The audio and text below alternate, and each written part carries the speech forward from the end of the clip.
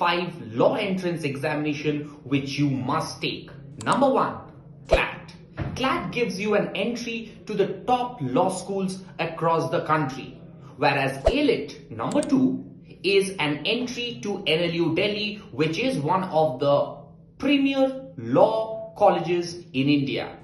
Thirdly comes SLAT. Symbiosis has various campuses across India. So SLAT is less difficult, but you have much more options because there are many campuses of Symbiosis across India.